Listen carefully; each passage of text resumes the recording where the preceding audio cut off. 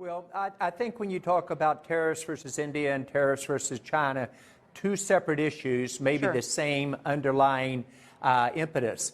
On China, China's been a great partner for the U.S. I originally bet on China in 1995. I've been there for 30 years, and it was a win-win mentality. The last 10 years has developed into win-lose. Our trade deficit between them has gone from $100 billion 15 years ago to $400 billion today. Different rules apply to American companies in China versus Chinese companies here. There's an unacceptable level of industrial espionage, and that has to be dealt with. So even though I'm a huge believer in China and U.S. relations, I think what is occurring in terms of holding China accountable is a must. The tariffs is just one of the issues. India is an entirely different phenomena. India is the most important strategic partner to the U.S. and the world, and India also views themselves as the U.S. most strategic partner. When I started saying that 4 years ago when I became chair of the U.S.-India Strategic Partnership Forum, people didn't get it. But today, if you were in this room and you would listen to literally Secretary of Energy, Rick Perry talk about it, or Secretary of Commerce Wilbur Ross, or Speaker Pelosi at lunch, she was just amazing. And then we'll hear from Jared Kushner later today. You've got the top American government leaders saying this is a country we want to have a partnership with. The tariff issue with them is more transactional. We'll work through that. That's what a partnership is about. And you see the same thing from Prime Minister Modi, who is amazing in India, and all of his cabinet, who we meet with regularly. So fast forward for your investors listening. If you're betting on one country outside the U.S. for GDP growth over the next decade, double down on India. Modi just won there in a big time.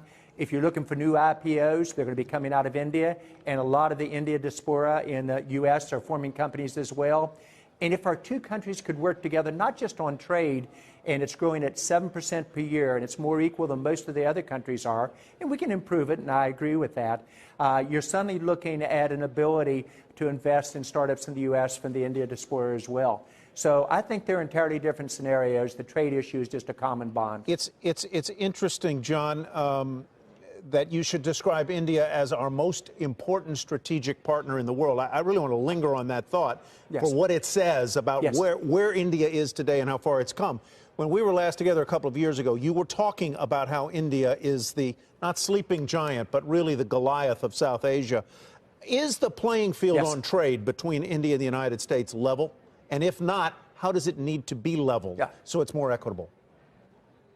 So in the sequence you just raised it, India has been the sleeping giant, a slow follower. Now it's becoming the fast leader. The economic growth over the last 5 years has been the strongest in the world. Modi got reelected in a landslide. He's very pro-U.S., India working together. There needs to be changes and a little bit more balancing on the playing field. But different than China, the Indians understand we've got to find a way for this to be a win-win. And it isn't a single transactional issue. In India, we have huge alliances on defense, huge alliances in terms of innovation, job creations. Our companies are working remarkably well together. There is no industrial espionage issue, patent protection, etc.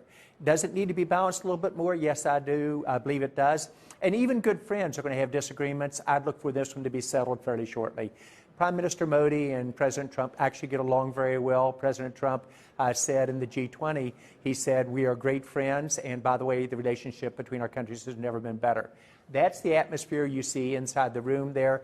That's one of the few things, interestingly enough, that Democrats and Republicans actually agree upon.